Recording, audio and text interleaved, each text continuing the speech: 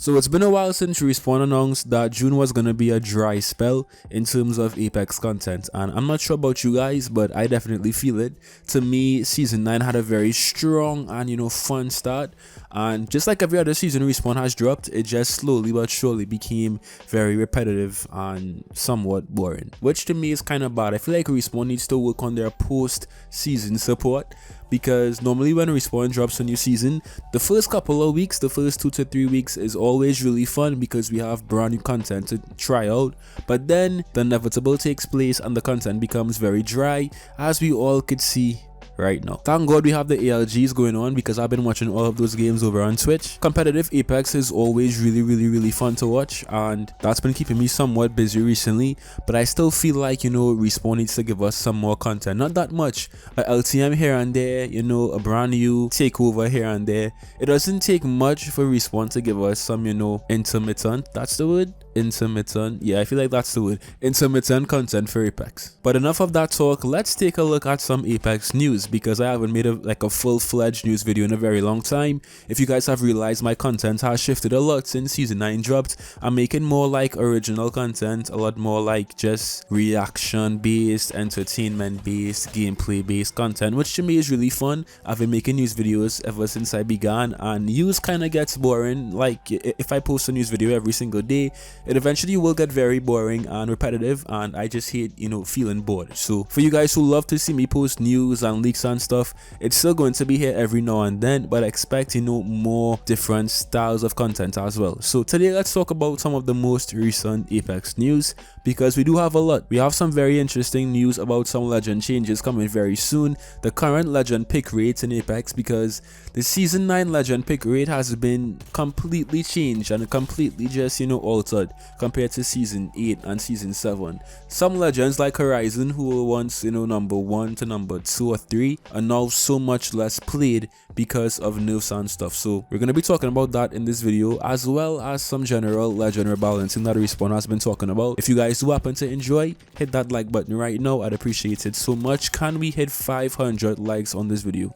Can we? Follow me on Twitch as well. Follow me on Twitch right now, guys. I've been plugging my Twitch a lot recently because I do plan to return to streaming in like 1 or 2 weeks when I finally get my brand new NZXT PC. I'm also going to be switching from controller to mouse and keyboard, so it's going to be a very interesting couple of streams and you don't want to miss out. So click the link below, guys. Follow your boy on Twitch, please. So let's start things off with the legend pick rates in Season 9, and it's very shocking. It's kind of insane. Let's actually go from the least played legend to the most played legend, right? Let's kind of mix it up. So the least played legend right now in Season 9 is Rampart, which isn't shocking. I mean, Rampart was never really a top tier legend, but I think that she would have been a bit higher, especially since she was buffed recently.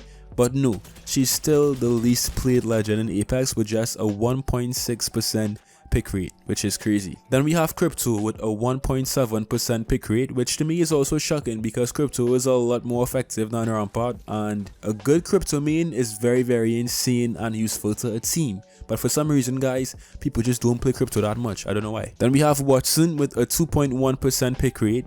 Then we have Fuse with a 2.6% pick rate. Revenant with a 2.7% pick rate, and Caustic also has a 2.7% pick rate. Then we have Gibby, who is number 11 with a 3.4% pick rate, which to me is insane because Gibby in my mind should have been a lot higher on this list. He's a lot more effective than every single one of those legends I just called, and I feel like he should have been a lot higher, but he's number 11. Then we have Mirage at number 10 with a 3.6% pick rate. Horizon is number 9 with a 4% pick rate, which is a huge drop from her Season 8 glory because I think she was number 1 in Season 8 or number 2.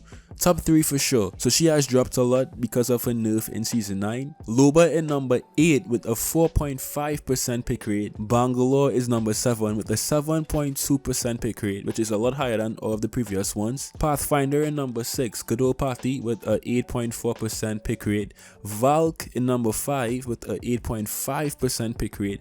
Lifeline is number 4 with a 8.9% pick rate. Bloodong is number 3, Wraith is number 2, and Octane is number 1 with a 14.5% pick rate. So the top 5 played legends in this game right now are Octane, Wraith, Bloodhound, Lifeline, and Valkyrie. The most shocking things on this list to me is how much Wraith has actually risen back up. I predicted this though. I did say that when Respawn nerfs Horizon, all of the Wraith mains who switch to Horizon are all gonna go back to Wraith, and look at this, she's back in the top 3 spots. She's number 2, and of course Octane is number 1 because he's just everywhere. Everyone plays Octane right now, and he's just very fun. He's insane, and he's he's a very good legend right now. Number 3 is Bloodhound, which also makes a lot of sense because Bloodhound is insane with the scans and stuff. And yeah, this list to me is very revealing because it just shows us what Apex players think about these legends. So yeah, what do you guys think about this list, and are you surprised by these placements?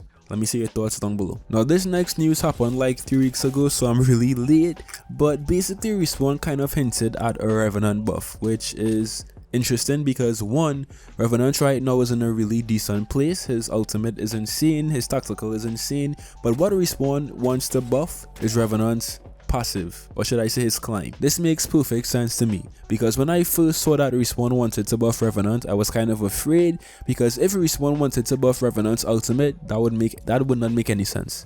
And if they wanted to buff his tactical as well, it still wouldn't really make any sense because those abilities are really good in the game right now. But buffing his climbing actually makes a lot more sense because it's kind of useless in so many different scenarios right now. So basically what Daniel Klein said, and he's like a senior game designer at Respawn, he hinted and said that he can promise that Revenants will climb to the top very soon. And obviously the use of the words climb to the top is a very big hint. So most likely Respawn is working on some kind of buff to give Revenant maybe infinite climb, faster climb, who knows, but his climb most likely will be buffed very soon. We don't have that much information in terms of other legends getting buffed in Apex right now, but if I had to guess, I would say a Fuse buff is very likely, a Lifeline nerf is also very likely, and a Horizon buff might be likely as well, but we'll see. Oh yeah, and a Caustic buff. Most likely Caustic will get buffed as well very soon. Respawn also recently said that they're going to be taking some very big steps to eliminate DDoSers in Apex, and I know of some very popular DDoSers recently. Who could that be? But yeah, anything that Respawn does to eliminate hackers or cheating or DDoSers in Apex is great because a game like Apex doesn't need those kind of players. It is very difficult to completely stop it because of how technology is right now and how easy they can achieve these things. But Respawn is obviously trying their best right now to find some middle ground to eliminate all of those hackers and cheaters and DDoSers from Apex, which to me it deserves a very big thumbs up for Respawn. Now that's basically all of the major news about Apex right now. As I said, the game is very dry. Respawn has no plans to bring any new content in June, so 4 weeks of no new content. This should be interesting. As I said before, I feel like Respawn needs to find some way to avoid having these huge content droughts. It doesn't even really need to be brand new content, but just adding some kind of incentive to play Apex would be really good for the community and for the player base. I feel like Apex makes enough money, to have consistent content or consistent reasons to want to come back and play, and 4 weeks with no new content to me is kind of just strange, and hopefully it doesn't affect the game too much, but we'll see. But that's it for me today, guys. I hope you enjoyed. As always, don't forget to leave a like, subscribe if you're new, follow your boy on Twitch, follow me on Twitter as well, join my Discord server. All of the links will be down below, and I'll see you guys in some more Apex. Till next time.